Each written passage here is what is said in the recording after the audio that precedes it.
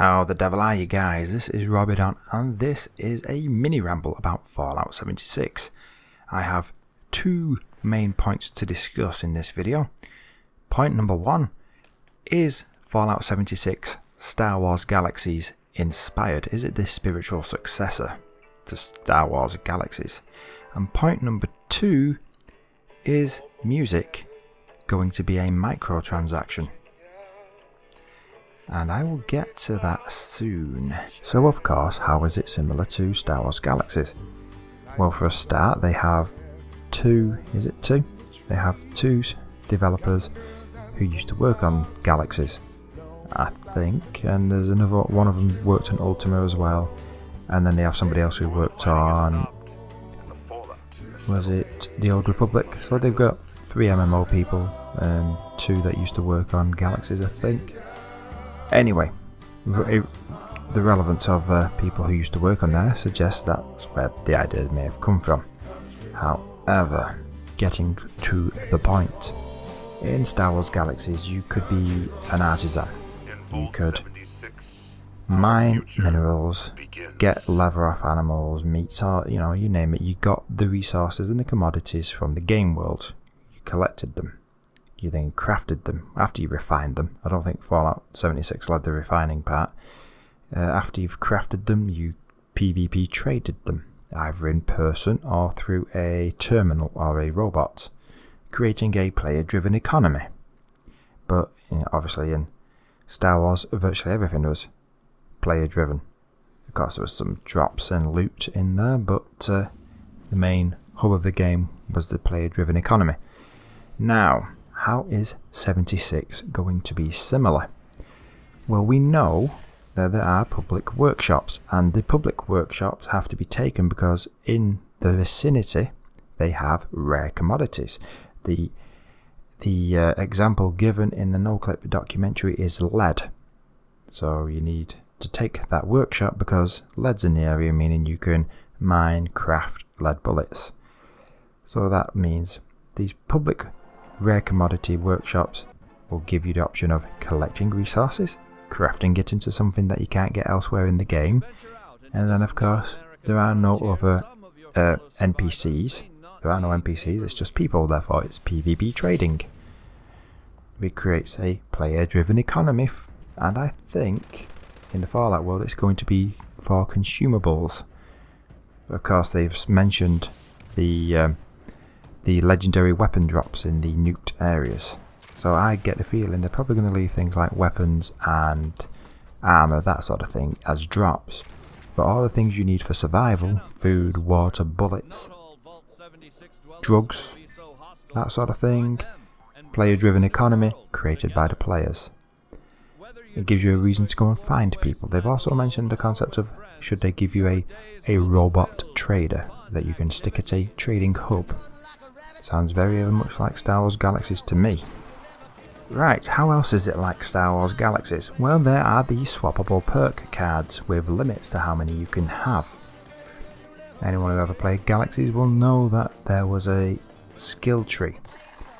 You basically had 150 skills, 150 skill points, should I say, and each profession cost so many skills for each skill in it, and they would get dearer the more advanced the skill became.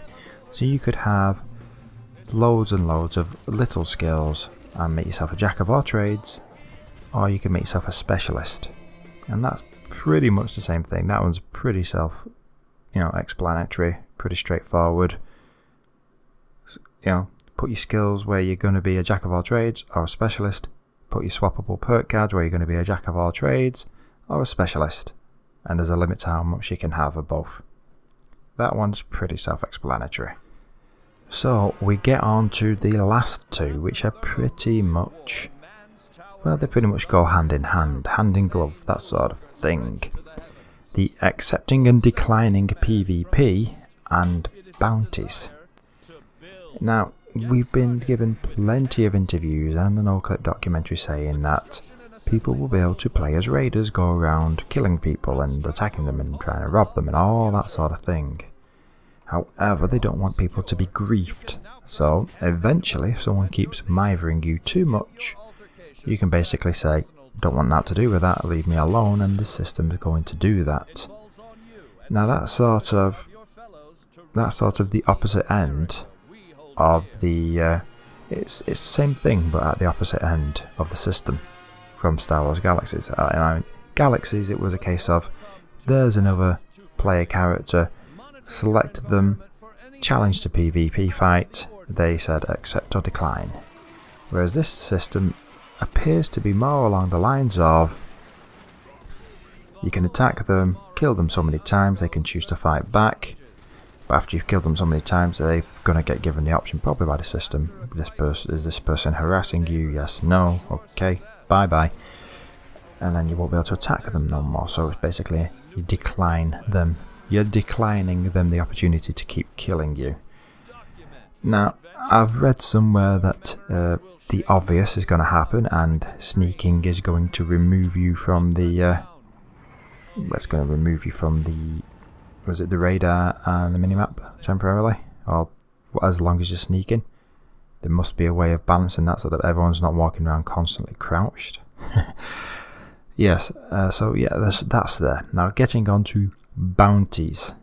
Why do I say bounties? Because in the No Clip documentary they mentioned the game having bounties, but I can't imagine it's going to be Grand Theft Auto style. It's probably going to be closer to, was it Red Dead Redemption? And I don't mean a wanted level, the wanted level, no. I remember in Redemption Online, players could put bounties on other players, could they not? Been, what, 10 years nearly? My memory might be a bit foggy. I was playing it the other day, but I've not actually checked. But I'm sure you could put bounties on other players. Now, you could do this in Star Wars Galaxies as well. You could go be a bounty hunter. Now, of course, the game, it would give you the option to go and bounty hunt people who became Jedi and things like that. Now, is that where we're going for with this? If people keep harassing you, a way of getting them to leave you alone is to crouch, sneak off, and put a bounty on their head so that everybody else on the server goes, ooh, someone's prepared to pay money to go and kill that person. Interesting. It's just a theory of mine. Might not go down that route, might be something completely different. But I like the idea. And yeah, that's pretty much it for the Star Wars Galaxy stuff. However, I did mention, what was it, music, and I will get on to that next. Now, about music. I've got a theory here, and it might not be popular, and it might prove to be correct. I think some music will be classed as a cosmetic. Now think about this. It won't give you a pay to win advantage, and other people won't be affected by it. Ah, but you say, what about radio stations? Yes, we're the first people out of the vault, aren't we? There won't be any radio stations unless there's a warning signal still playing, but I would imagine that's on a loop with not many songs. However, Fallout 4 did the whole radio station that you build at your own camp. What if, at either public workbenches or your own camp, you can build a radio tower and transmit the songs that you have found or bought, and it syncs to everybody else on the server. You're essentially becoming a radio station with the music that you have. Now I'm going to play a little clip for you where Pete Hines is a little bit coy. One of my favorite things about the Fallout games is the soundtracks. Is this going to have a radio station we can listen to? Is that a I can't talk about this face? Oh, okay. All right, fair enough. I love the soundtrack so much. It's definitely an iconic part. Yes. Oh my God, so amazing. Now as you can see, Pete Hines doesn't want to go into it. He sort of acknowledges music is there and radio stations are there, but he doesn't want to say why. And I think that's because, and this is just my theory, music will be a cosmetic, because as I said a minute ago, it doesn't give you a pay-to-win advantage.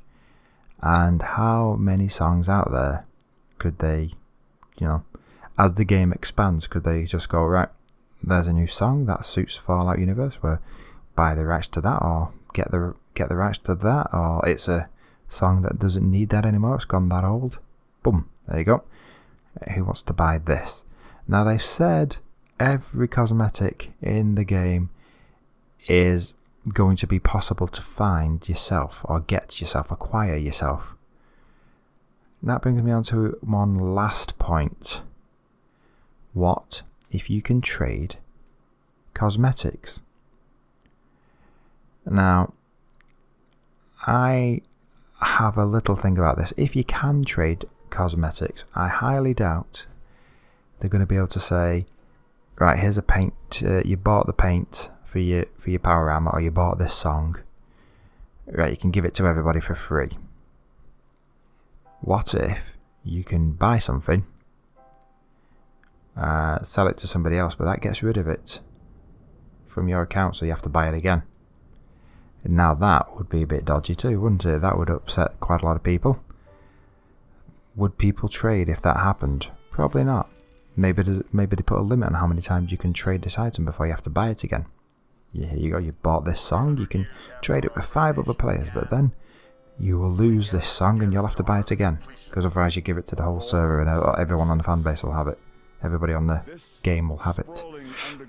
Yes, so there you have it. My little theory on the music. What if the music is a cosmetic, or classed as a cosmetic in the Creation Club? The game comes with so many free songs, and after that you have to buy more. There is no radio station unless you build one yourself, and all the music in the game isn't synced between the players unless you build a radio station. It's kept on your Pip-Boy like it's kept in your mobile phone or music playing device in real life. Everyone has their own music, everyone can listen to their own music. If you want to listen to a radio station, someone has to build one. If you want to have a song that somebody else hasn't got, you have to buy it as a cosmetic. It's a potential, and it makes me wonder, is that why Pete Hines was a little coy on the subject? Right, there you go. I've rambled on long enough, and I'll see you again next time. So until then, bye bye for now. Oh, and I'm sure the whole begging about likes and subscribes and all the rest of it, I don't like to do it, I don't want to do it, but here I am anyway. In Fallout76, our future. And there are now cats and dogs smashing their heads against the wall somewhere. Bye bye for now.